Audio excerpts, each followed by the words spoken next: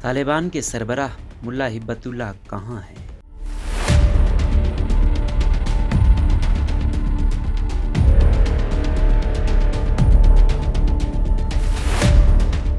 افغان دارالحکومت کابل پر قبضے کے بعد ایک سوال جو سب کے ذہنوں میں ہے وہ یہ ہے کہ طالبان کے سربراہ ملا ہبت اللہ افغان زادہ کہاں ہیں؟ ٹویٹر پر ایک ہیش ٹیگ ویئر از ہبت اللہ کے تحت لوگ یہی سوال پوچھ رہے ہیں اور اس پر بحث کا سلسلہ جاری ہے۔ قطر سے ملا عبد الغنی برادر کی جانب سے طالبان کی فتح کا تہنیتی ویڈیو پیغام سامنے آ گیا ہے، جس میں انہوں نے اس جیت پر مبارکباد پیش کرتے ہوئے کہا ہے کہ طالبان کو توقع سے بڑھ کر کامیابی ملی ہے، لیکن ساتھ ہی یہ بھی کہا ہے کہ ان کی اصل آزمائش اب شروع ہوئی ہے۔ ملا برادر اور طالبان کے سینئر رہنماؤں اور ان کے مرکزی مذاکرات کار بھی ہیں، لیکن بہرحال وہ ملا ہبت اللہ کے ہوتے ہوئے نمبر 2 ہیں اور اصولاً ملا ہبت اللہ کی جانب سے مبارکباد کا بیان آنا چاہیے تھا، کیونکہ وہی طالبان کے مذہبی، سیاسی اور فوجی سربراہ ہیں۔ ملا ہبت اللہ کے بارے میں بہت کم معلومات ہیں۔ ان کا تعلق قندھار سے ہے اور وہ ملا عمر کے قریب رہے ہیں۔ بعض اخباری اداروں کی جانب سے ان کا نام ہبت اللہ بتایا جا رہا ہے، لیکن یہ غلط ہے۔ ان کا اصل نام ہبت اللہ ہی ہے۔ ہبت عربی زبان کا لفظ ہے جس کا مطلب تحفہ ہے۔ ملا ہبت اللہ کا بطور جنگجو تجربہ کم ہے اور وہ کمانڈر سے زیادہ مذہبی رہنما کے طور پر زیادہ شہرت رکھتے ہیں،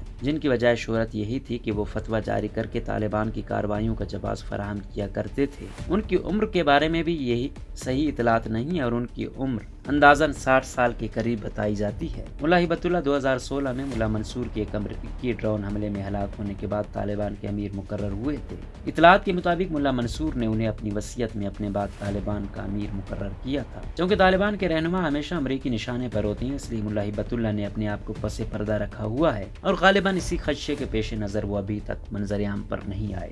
موت کی اطلاعات، لیکن دوسری طرف ایسی اطلاعات بھی ہیں کہ ملا ہبت اللہ زندہ ہی نہیں ہے۔ ٹویٹر پر گزشتہ روز وہ کے ہینڈل سے ایک ٹویٹ میں کہا گیا کہ میں شرط لگاتا یا لگاتی ہوں کہ طالبان کے سربراہ زندہ نہیں ہیں، ورنہ طالبان ان کو اقتدار میں لے آتے۔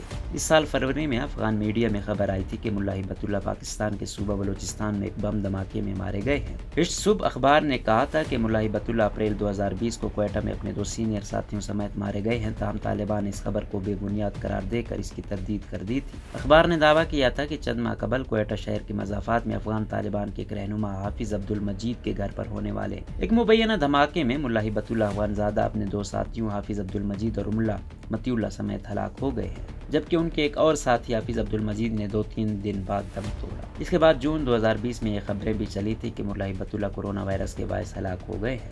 فوراً پالیسی میگزین نے طالبان ذرائع کے حوالے سے خبر دی تھی کہ ملا ہبت اللہ ملک سے باہر کورونا میں مبتلا ہو کر چل بسے ہیں۔ البتہ طالبان کے ترجمان ذبیح اللہ مجاہد نے 2 جون کو اس خبر کی تردید کر دی تھی۔ انہوں نے ٹویٹ میں فوراً پالیسی میگزین پر الزام لگایا تھا کہ وہ بے بنیاد افواہیں پھیلا رہا ہے۔ تاہم معروف صحافی اور افغان امور کے ماہر طاہر خان نے انڈیپینڈنٹ اردو کو بتایا کہ ان کی بعض طالبان رہنماؤں سے بات ہوئی اور ان کا کہنا ہے کہ ملا ہبت اللہ زندہ ہیں۔ انہوں نے کہا کہ انہوں نے طالبان کے کسی فرد سے یہ نہیں سنا کہ ملا ہبت اللہ چل بسے ہیں۔ البتہ طاہر خان نے مزید کہا کہ ملا ہبت اللہ کا خاصے عرصے سے کوئی آڈیو پیغام خود ان کی آواز میں نہیں آیا، بلکہ امریکی فوج کے انخلاء کے بعد ان کا جو بیان آیا تھا جو بھی پڑھ کر سنایا گیا تھا۔ قندھار سے حکومت، اگر ملا ہبت اللہ زندہ ہیں تو زیادہ امکان ہے کہ وہ افغانستان کی دارالحکومت کابل کے بجائے قندھار سے حکومت کی باغ دور سنبھالنے کو ترجیح دیں۔ ان کے پیشرو ملا عمر بھی قندھار ہی سے کاروبار حکومت چلائے رہے، بلکہ ملا عمر کے بارے میں کہا جاتا ہے کہ وہ اپنے دور اقتدار میں صرف 2 بار کابل گئے تھے، ایک بار 1996 میں اور دوسری بار اپنی حکومت گرنے سے کچھ ہی عرصہ قبل 2001 میں۔ اقتدار پر مکمل قبضہ نہیں چاہتے۔ ملا ہبت اللہ نے پچھلے برس عید الاضحیٰ کے موقع پر اپنے ایک پیغام میں کہا تھا کہ ان کی تحریک اسلامی نظام میں حکمرانی کی راہ پر گامزن ہے اور وہ اقتدار پر مکمل قبضہ نہیں کرنا چاہتے ہیں۔ انہوں نے کہا تھا،